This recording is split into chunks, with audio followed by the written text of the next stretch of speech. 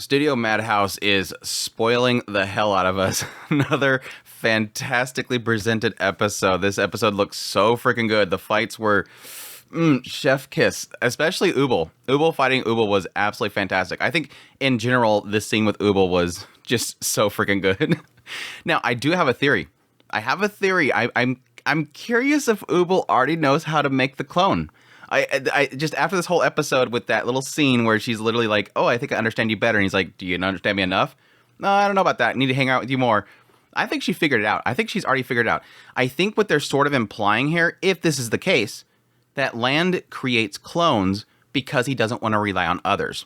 He's maybe in the past has lost somebody, and that's why he is so like fixated on making clones and working by himself, is because he can make his own person to do the job for him, rather than what Ubel is saying here, relying on other people that could get killed because of him. So I think she already knows. I just have a feeling that what's going to happen is come later, at some point, Ubel's going to create a clone, and he's like, "You figured it out already?" "Yeah, I just wanted to hang out with you more." Yes, it could be an aspect of like, yeah, let's ship the two of these. Like, I'm already feeling that. Like, I kind of like the chemistry that Land and Ubel has. But I think she might just be curious about him and want to hang out with him more, despite the fact of already knowing how his ability works. But yeah, that whole scene was great. I guess let's start off the episode by talking about, yes, the little conversation that we had with the examiners, talking about what this replica thing is. It's some sort of monster of the mythological era, which appears in the sages' heroic tales. So this is something that's way back a long time ago. So they're sort of implying this idea that there is a different eras, obviously. And with each era, there is different magics that were there and different monsters. And seemingly, this was a very, very, very powerful monster back in the day. That, yes, there is creatures around now, which, yes, we've already talked about this before. The one that Fern and Frieren fought at some point. But that one was just creating just like an image of something. It wasn't necessarily creating a physical copy of whatever they were actually looking at. This thing is able to read the minds of the people that enter this dungeon and create perfect copies, physically, magic and everything. Now, yes, as we find out in this episode, not the mind. The mind is the only thing that it's not duplicating, which is a weird thing to kind of get into because everything else seems to be the same, and it seems to act the same way. It just can't speak, and apparently it doesn't have a mind to be controlled. So that's kind of an oddity there that they've already kind of hit at this idea that they even mimic their personalities. Like Dinkin said that, this Lawfin seemed to move and act just like you. Again, just didn't talk. So that's kind of an oddity that they have there, but at least they're kind of emphasizing how powerful this thing was, that it was in the past that has been kind of stuck in this dungeon this whole time. And apparently that's the only reason this dungeon has never been beat, is because nobody can beat these things. But that is exactly what seemingly they think Sense created this whole test for. She likes the idea, she's a pacifist in the mindset that she likes people to work together rather than fight each other or compete against each other. And so, yes, this whole exam kind of, Denkin was right from the beginning. Denkin was right from the beginning. Let's work together. There's nothing against us working together. Let's work together. And that was exactly what Sense was believing, was wanting them to do. Work together. If you all go down there at once, you can beat this so easily, but your pride gets in the way. And I think it's a good thing that Sense is sort of teaching them, is this idea of put aside that pride, work together, work as a team. Now, what I was sort of thinking would be a negative against that is, yes, technically implying the idea that if they all go down at once, they might end up in a room full of all of them replicaed. But they haven't really given that indication. In a lot of cases, we are running into a single. Like the only case where we've run into multiples in a large quantity was the case with Wirbel. They ran into exactly the other three of them, which is kind of weird. You think it'd be completely random, which, yes, by the way, my theory did come true that we were going to have a Sense, but it wasn't Frieren that ran into them. Well, that was weird. I was actually really assuming that Frieren was going to run into Sense, but no. In fact, she didn't run into anything until the very end and run into Denkin with the Frieren one. So that was a little weird, and I think it's kind of just opening up the door to seeing if Frieren can actually beat Frieren. I think this is kind of one of those things of, let's see if it's possible. And this is a good way of kind of showing, just how powerful Fern is. It seems like Frieren's even like, yeah, let's do it. Like I think there's like a side of it that Frieren wants to encourage Fern to take her down, to show that she has that. Because I think Frieren knows. I think there's a side of this whole thing that I think Frieren knows that Fern is more powerful than her. Just apply it. Do it. But yeah, jumping to easily my favorite little scene in this episode was Ubel and Land. I so ship the two of them. They're so freaking great. That they're cornered, and there's a replica of Ubel just around the corner. She has forced them into this little cubby, and they're just sitting there. Like, she's not going after them. She's literally letting them suffer. And I was like, the moment that I realized, or she said that, yeah, they're in the corner and that she's around the corner, I'm like, it's totally Ubel. Like, it's literally like letting them, she's toying with them. That's exactly what they're saying. Like, yeah, I think she's just toying with us. Yeah, she purposely, this replica purposely attacked him and took his golem. And she's like looking at it curiously, but it's an aspect of like, she knows that they came there. She knows that they have this way of getting out, and she wants to trap them there. So that's why she took the golem. So it's like, yeah, this is completely a perfect copy of Ubel, because I could totally see her doing that. But what's interesting that he kind of points out, well, Ubel asks Lan about, okay, you're really good at clones. Let me ask you some questions about this replica that you might know. Is it a perfect copy? Well, it's not chatterboxing. You never shut up. So I don't think it's a perfect copy, or it just can't talk. And yeah, that's kind of the conclusion that you would probably come to, because we have not seen a single one of these replicas actually talk. And I think if this one could, it would. But yes, I love this whole segment because, again, this is kind of one of those moments where you're like in a relationship with two characters that have this dynamic. You constantly question, what is the intention here? And yes, she literally goes, okay, you're not looking good. Are you a clone? I don't know, am I? Okay, well, take this thing and get out of here. No, I can't take that. It's yours. Okay, well, I'll go get yours. And she's totally figuring out that, yes, this Lan in front of her, even though it is a clone, he won't say that yes, he would not like the idea of me getting harmed because of him. So I'm gonna force his hand. I'm gonna force him to have to come out here. And yes, since it seemingly has been shown that he only can make one perfect clone, then that means that the one that came to actually save her is the real Land. Oh no, unless we find out later on that, I can make two or something like that, or maybe I can make another one and the other one slowly decays, and this is just the second one. Who knows? But yeah, the fight with Ubel rushing in there. The manga kind of did a really good job of kind of showing that, like, every panel, she's right up on her face. The moment that the real Ubel comes around the corner, the replica gets right up in her face. And the entire time they're fighting, they're locked on their faces because she doesn't want her to see, the replica does not want her to see her full body, and she doesn't want to do the same. So it all comes down to what she says, comes down to luck. Since we're so evenly matched, it comes down to luck, and my luck sucks. So eventually, we got separated, but she caught my eye first, or I caught her eye first, and gets bound, and then goes, yep, but Lan's here, so it's all good. And then slice. I love the anime. The anime right here, when she slices, it shows like that after effect of it cutting through the entire hallway. That was not in the manga, but it was a great little show of that impact. It was just a chef kiss. It's just a great animation. My gosh. Oof. So good. So good. And then, yeah, having that little moment afterwards of her talking about him and possibly knowing more about him, that he doesn't like the idea of others dying for his sake or getting hurt because of his sake. And again, I really think she's figured it out at this point. I think we're going to see Ubel eventually create a clone, and she's going to be like, yeah, I just want to hang out with you more. But we'll see. We'll see. On Frieren's side, we did get to see this little brief moment of them going into a secret room. And unless I missed it in a previous chapter, it wasn't in this set of chapters. So I think we're up to 51 in the manga.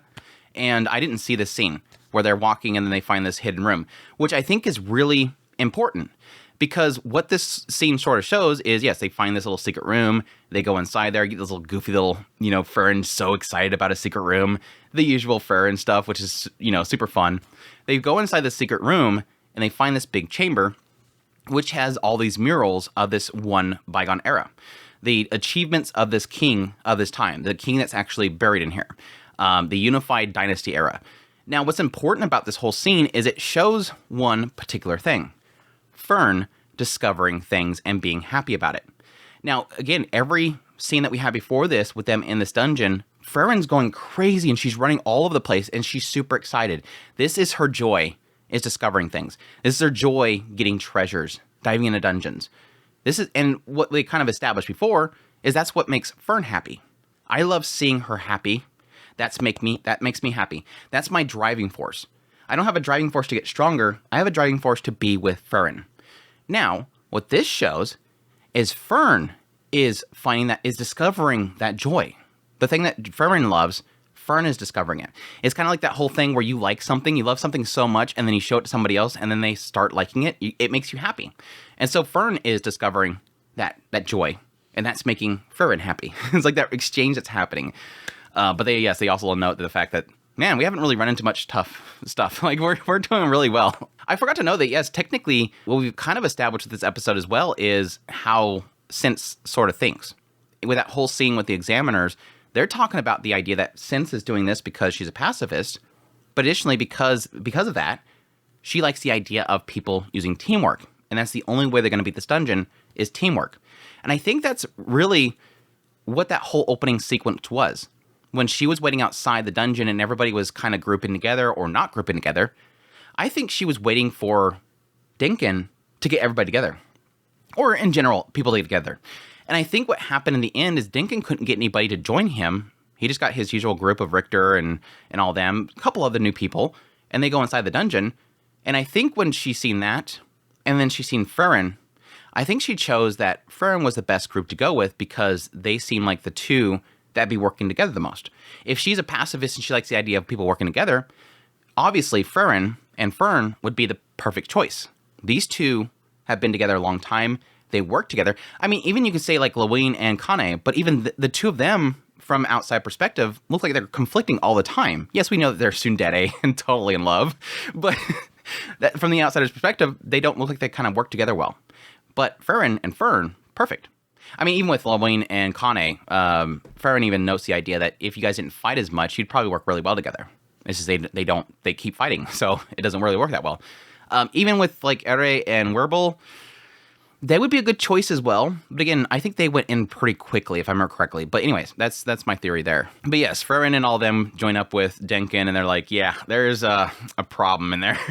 We've been here, they said they've been there for like a half a day just trying to figure out what they're going to do. And Frieren shows up and she's like, oh yeah, this is exactly what dungeon diving is all about. This is the challenge I was waiting for. She's all super excited about this whole situation. And then yes, they bring up the idea of possibly trying to find her weakness and looking into, well, what Richter says is that yes, when you're facing somebody that's more powerful than you, the best thing to do is hypnosis or some sort of binding. And yeah, they decide to have, I forget what her name was, method to try out to see like her resistances. And sure enough, she can't be bound. And apparently trying to use some sort of mind control isn't going to work either because she has some sort of ancient magic that is protecting her. Which I'm kind of curious if they'll get into what that is. Is that something that Frieren herself casted on herself a long time ago? Is some ancient spell that she has been using? Or is this something that Flamel or maybe even Serie used on her to help protect her? I can see it being either Flamme or it can be something that Frieren has always been keeping. Because Frieren doesn't really get into details about it. Like, Method is having to tell them what this is, and Frieren's just standing there like, oh yeah, I have that.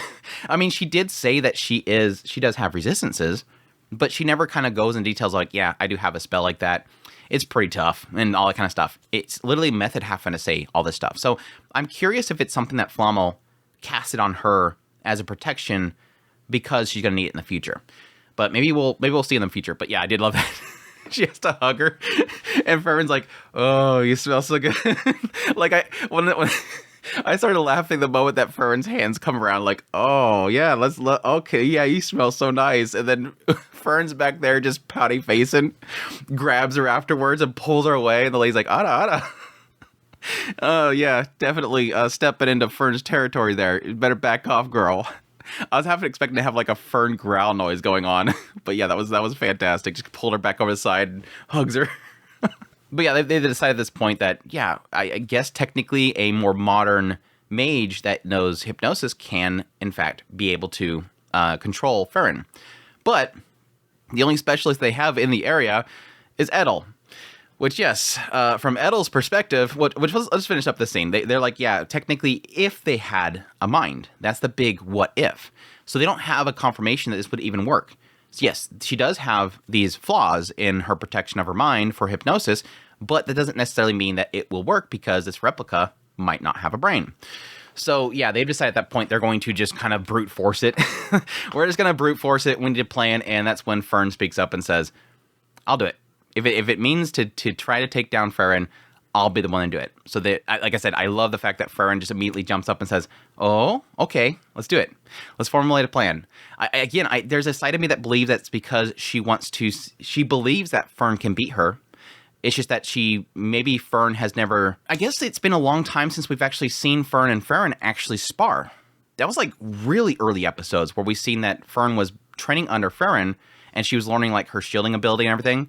But we've never seen them really train together since then. It's a good chance that Frieren knows that Fern can do that. Like, she knows that Fern has something about her that's better than her. Now, we have noted before one key difference between Frieren and Fern and the idea that Fern is faster. She knows that when they were doing this whole scene where I think it was when they were fighting the demons, there was one point where they were pointing out that when they went and they were traveling around and there was a herd of monsters, she liked Fern killing them. And Fern was getting mad because, like, man, she keeps making me do all this work. Why do you make me keep having to do all this? Well, you're faster. She's noting there that Fern is faster than her. And that could be a key thing here, is that she's going to be able to take down Frieren because she's faster. She's able to get those spells off faster. So we'll see with that whole thing. But again, I think there's a side of it that I think that Frieren knows that Fern is stronger than her. Or it's simply that she knows that she's trying to give Fern that encouragement. Let her step out on her own. Show her that she doesn't need me, basically. So, which can always open the door to something scary later on. The idea that Feren's like, you no longer need me. Go journey on your own. We no longer have to be together. Hopefully not. But yes, when they were questioning the idea of mind control or hypnosis, we hop over to Edel, which is the one that has hypnosis. Apparently, it's part of her family heritage. Like, they all train in this ability, which is hypnosis. And yes, they got sense. So I was right that sense was going to show up as a replica, but unfortunately, poor girl Edel and her two randos, they got the bad pull. They got the bad luck. And yeah, they kind of point out what her ability is, which I kind of assumed it's the hair, which they kind of show that when they first got there. She's able to manipulate her hair. But yeah, technically how she describes it is what is crazy, because they always point out the idea that magic is essentially the manipulation of visual imagination. It's visual imagination. You have to see it. Richter even spoke about that. You have to see it to create it. That was what Richter was saying, basically, you're not threatening me with your whole idea of controlling the water within me because you have to see it. And here, now granted, she can't see it, so that technically doesn't make any sense. But she can feel it, I guess. She knows it's there. And her ability to control that many strands of hair is just, it's beyond it's superhuman imagination, as she puts it. And yeah, I can kind of agree there. She's like, we can't beat this thing. This she's crazy. There's no way we can beat it. But yes, they decide to try, because they end up getting caught, try to actually mind control her. Doesn't work, because again, doesn't have a mind, impales her. I was a little bit more shocked here, because I watched the anime, of course, first. I always watch the anime, and then I read the manga up to the point that the show's at. And the show, I was like, she dead. Like, I thought that she literally impaled her through the heart, like just right in the chest. And I was like, oh, wow, we're actually going to have like our first like big... Have we had a fatality in this show yet? I don't think we have, really. Well, I mean, besides the very beginning, obviously. And yes, some randos in the last exam. But I'm like, our first like unique looking character dying right in front of us. But no, she just, apparently in the manga, she more got stabbed in the side. So yeah, she just summons her golem. It protects her. Golem shall protect. We have two like Ilya moments. The berserker will protect, runs off with her, and then yeah, the guys flee. So that's that. Poor Edel. We have two cute girls so far that just completely get wiped out and just, no, you're out. But yes, our last perspective is Wirbel, which this technically did confirm what I was talking about in the last episode. Is Wirbel, in assigning his group, he says that this is a good matchup. The fact that they're fighting themselves is perfect. And that's kind of what I was coming to the conclusion of. Wirbel is happy about the fact they're fighting themselves because he knows so much about the other two. He knows that Ere can crush them in simple mana. And so he can have Ere focus on them while he takes down the other Ere. He knows how to defeat her. And so it's kind of using, again, his strategy. This guy is a strategian. He is a commander. He is a fighter. He has, controlled groups of people. He knows strategy of combat.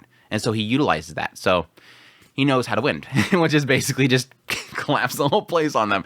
Which I thought that he was going to point that out. As it was a good point, or at least I thought that he was going to bookend the fight with, is a statement saying, oh, well, we're here, and this thing is in here to essentially defeat us and possibly protect this dungeon. So I can use that against them because I can destroy the dungeon and collapse it on them, whereas they won't do that.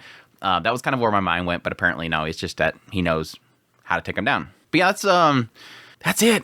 Some good stuff. I cannot wait for the next episode to get to see the clash between them and Frieren, how they're going to possibly take her down. Yes, I did, for a brief moment, thought they were going to make the joke about the mimics.